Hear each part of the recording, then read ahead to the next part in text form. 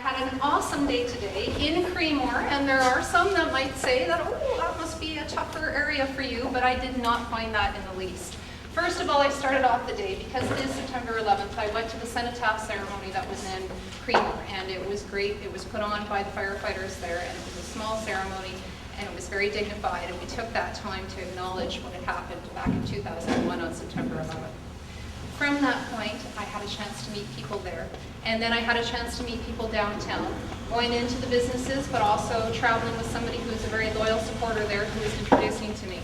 And what I found is, again and again, I found people looking and going, wow, you're the candidate. That's great. I'm so pleased to meet you. I'm so glad we have a Liberal presence in this riding.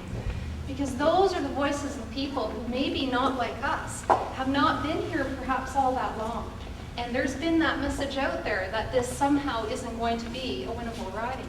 Well, it's our job and my job to make sure that everybody knows that that is not the case. In fact, the history of our riding is, in 1997, up until 2004, because 1997 was the start of Simcoe-Grey, we were represented by the Liberal MP, Paul Bunwick. And in 2004, we lost by, you guys know it, 100 votes. So that's what we need to focus back on, and we need to gather the Liberal loyals that we've had in this area, and we need to add the new voices that are coming. We have so many, each and every one of us, in every corner of the riding where we live. We know that there are dozens and dozens of new subdivisions cropping up, and they're being filled by people who are coming into the riding. And those people are coming from the GTA, and those people are coming with Liberal ideas, and they want to participate in the democratic process to make sure that we have a Liberal MP in this riding again.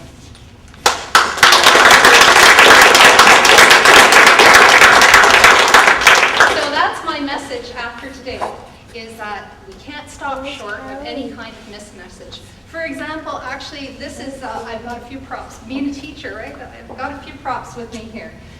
I've been traveling with this piece of paper here, because this piece of paper, this 10%er, and we've seen the media coverage, we know that voters are tired of receiving these taxpayer dollar paid pieces of information coming from our Conservative MPs. I got this in my mailbox on Tuesday of this week, after the election has already started. So, granted, it probably went into the mail just ahead of the election, that is so-called a snap election, right? But I've got two issues.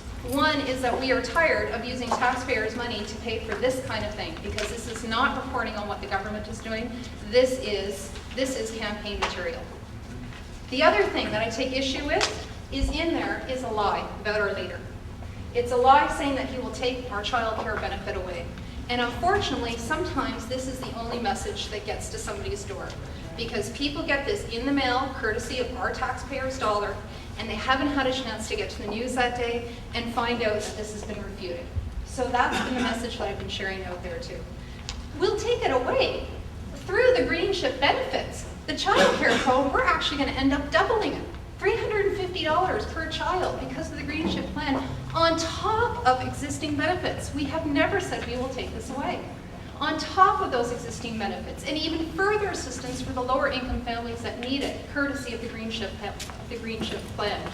So we have to work hard together, and I will work until the very last moment I can to make sure that Simcoe-Grey voters have an educated choice, that they find all the information out there, that we give them as much information about what we have to offer, because this is the kind of thing that we're up against.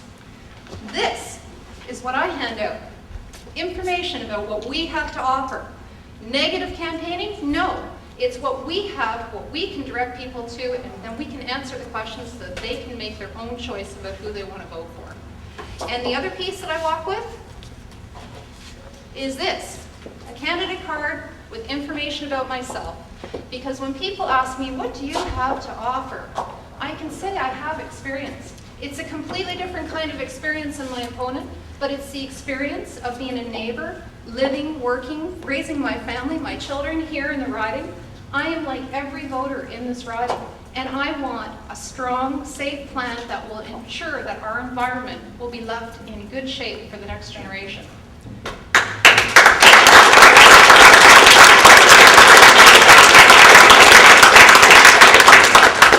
And thanks to the expertise behind the greenship plan and with the the expertise that we have of my future colleagues that I'm looking very forward to working with in Ottawa on your behalf, we have the economic solutions to go with it, to make sure that we are actually competitive in the world market, making sure that we put that environment first.